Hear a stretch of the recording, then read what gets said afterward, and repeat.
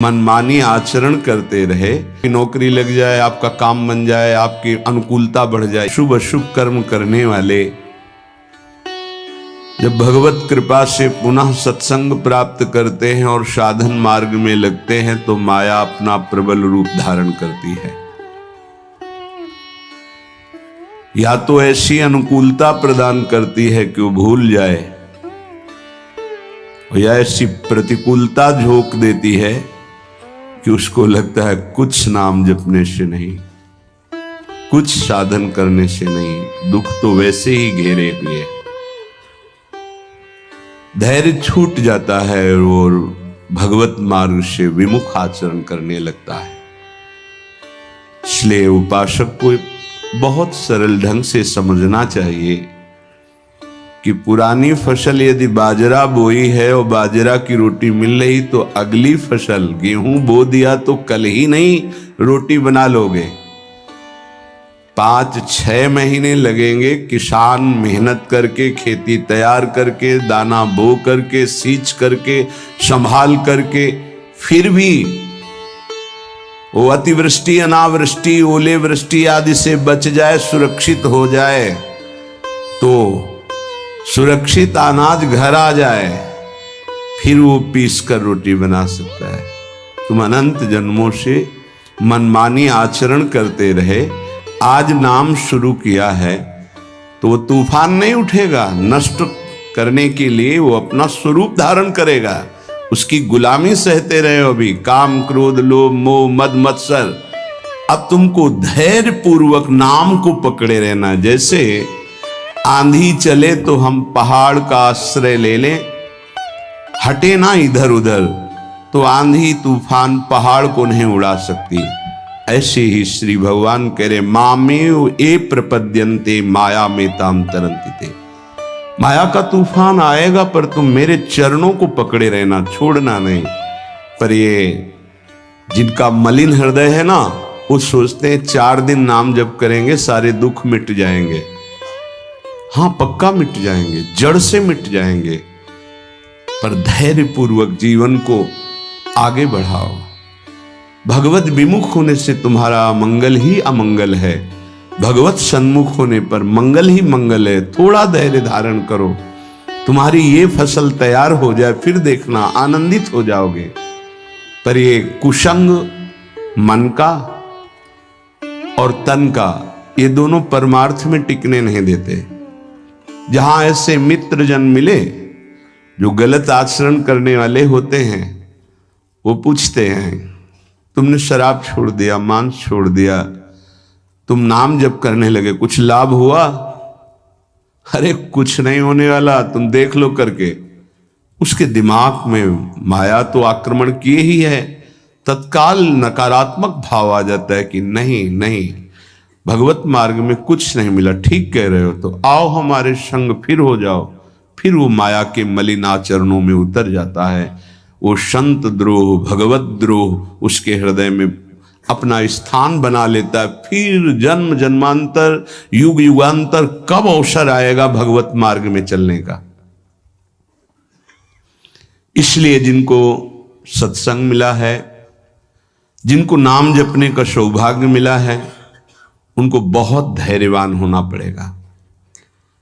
इसको ऐसे पकड़ना होगा कि जैसे हम बहुत बीमार हैं और इस औषधि के सिवा हमारा कोई रास्ता नहीं बचने का, अब हमको ये औषधि खानी ही है।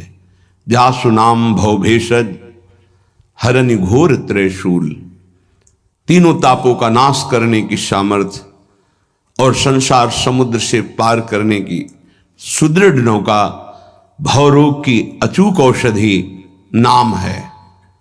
हमारा भाव बने न बने, भाव बिगड़ जाए, कोई बात नहीं, तुम नाम मत छोड़ना, हमारी प्रार्थना मानना, नहीं तो ये तूफान माया का आपको उड़ा ले जाएगा, परमार्थ में नहीं खड़ा होने देगा।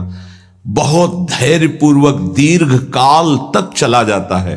धैर्य कहते हैं लाभ मिले ना मिले, हानि मिले, अपमान मिले, सम्मान मिले, हम किसी भी स्थिति में अब नाम नहीं छोड़ सकते। वो जीत जाएगा माया से। विपक्ष बहुत जोरदार है, आप क्या समझते हो? आप भगवान के अंश हो, ये भूल चुके हो, लेकिन वो नहीं भूली। वो भगवान की शक्ति है। भगवान कह रहे हैं मम माया दुरत्य, मम माया, मम मेरी है। जैसे ममई वांशो आपको बोला तो विपक्ष को भी बोला मम माया। अब आपको सावधान करने के लिए भगवान ही संत गुरुदेव शास्त्र इस रूप में संबोधन करते हैं।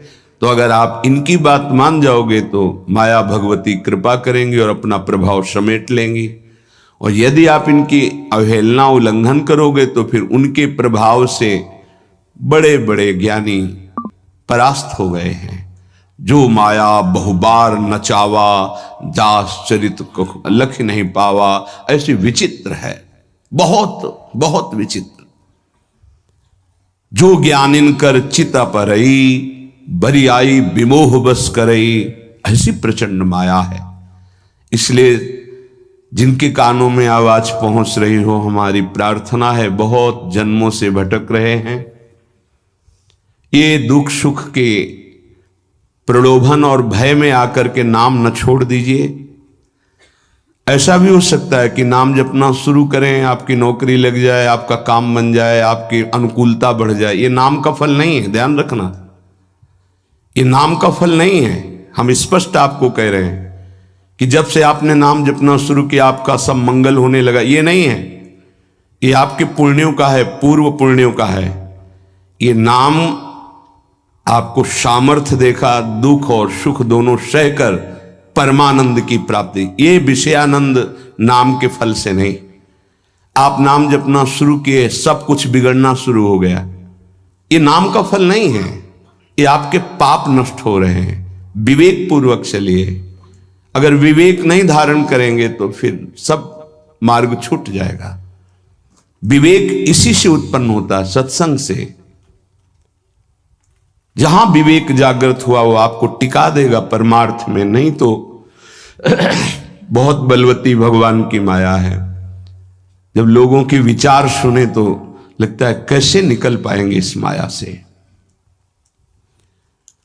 आप निकलना ना चाहे तो किसी की सामर्थ्य नहीं कि आपको निकाल सके। स्वयं श्री भगवान आपके हृदय में बैठे हैं।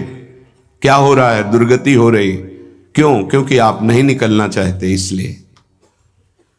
भगवान हृदय में बैठे हैं, नहीं निकल पा रहे हो, बात मान लो। आप निकलना चाहो तो निकल सकते हो, आप न निकलना चाहो तो किसी की ताकत नहीं कि आपको इस माया प्रपंच से निकाल सके। इसलिए आपसे प्रार्थना है कि आप निकलने की कोशिश कीजिए। इसका बड़ा ही प्रलोभन और भुलावा प्रभाव है।